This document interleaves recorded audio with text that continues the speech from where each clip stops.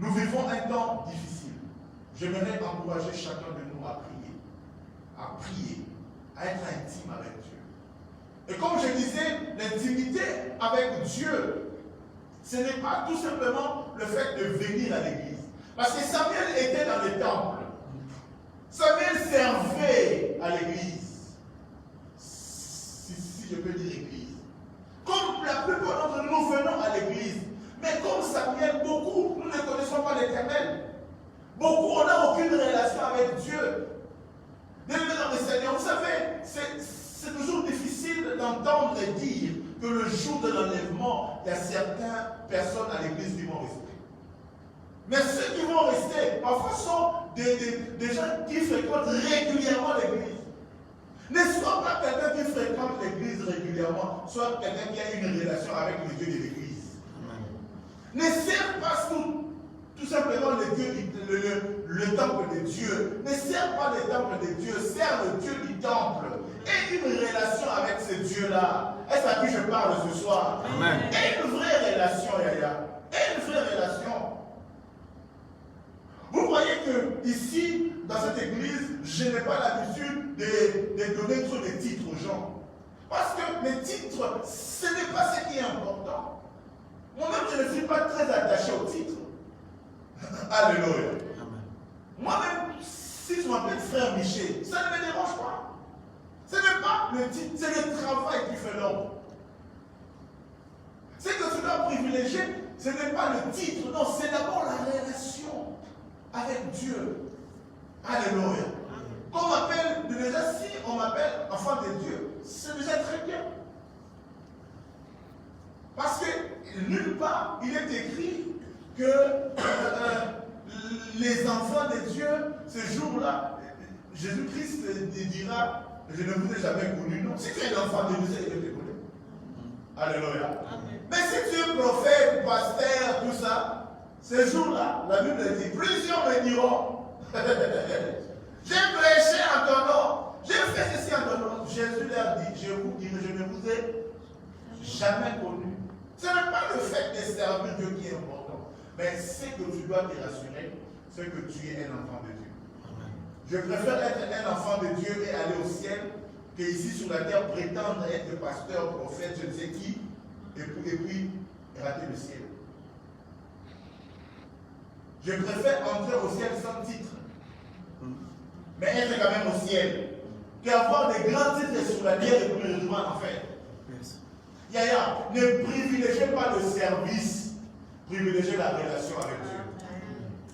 Cherchez l'intimité avec Dieu. C'est ça le but. Le danger parfois, quand on commence à trop servir Dieu, on a tendance à oublier le Dieu que nous servons. Parfois, quand nous devenons prédicateurs, chanteurs, on est plus concentré à chanter, à préparer les chants, mais pas à rechercher le Dieu pour qui nous chantons. Hier, je nous ai dit ici, je vous ai dit ici, je nous ai dit ici, que ce qui est important, ce n'est pas d'apporter des paroles, des chants, non. Mais il faut chercher à joindre la puissance de Dieu dans nos chants, dans nos prédications. Parce que c'est ce qui convainc les cœurs. Vous savez, tu peux faire un très bon discours, mais quand il n'y a pas la puissance de Dieu, quand tu n'es pas intime avec Dieu, tes paroles-là, tes discours-là, même si philosophiquement est très bon, tes discours sont très bons, ton discours est bien ficelé, mais si ça ne sort pas de l'intimité avec Dieu, ça ne touche pas le cœur. Est-ce que vous me comprenez? Amen. Non, ça ne touche pas le cœur. Hier, je vous ai dit que les enfants de Jacob sont rentrés voir Jacob pour lui dire que Joseph est vivant, il t'invite en Égypte. La Bible dit, Jacob a écouté ces paroles-là, son cœur est resté froid. Mais quand il a vu le char, quand il a vu le chevaux que Joseph avait envoyé, la Bible dit Jacob a cru. Pourquoi? Parce que les paroles ne suffisaient pas. Quand il a vu le char et le chevaux sont la puissance, sont le symbole de la puissance, de la force de l'Égypte. Quand il a vu cette...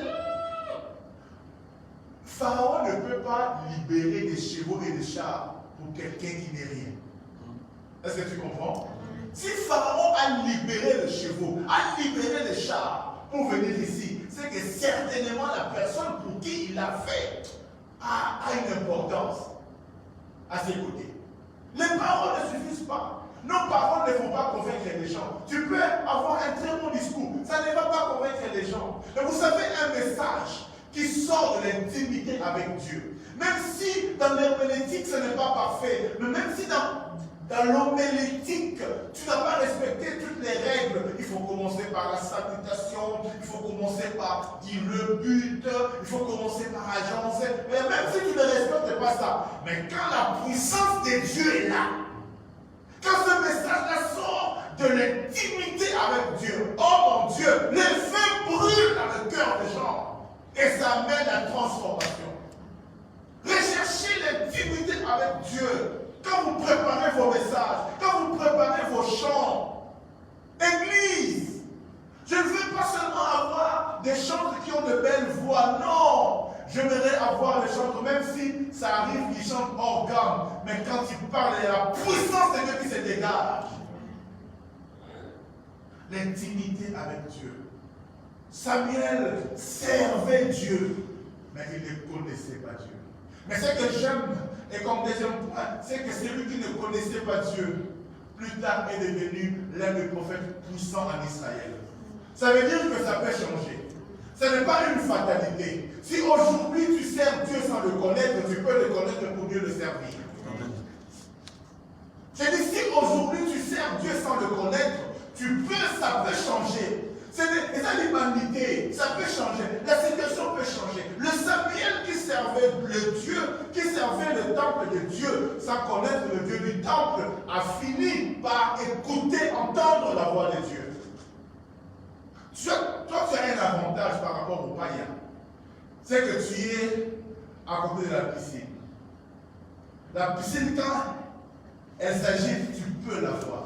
Même si ça arrive que tu ne peux pas plonger dedans. Mais le fait que tu es là, un jour Jésus peut te rencontrer. Amen.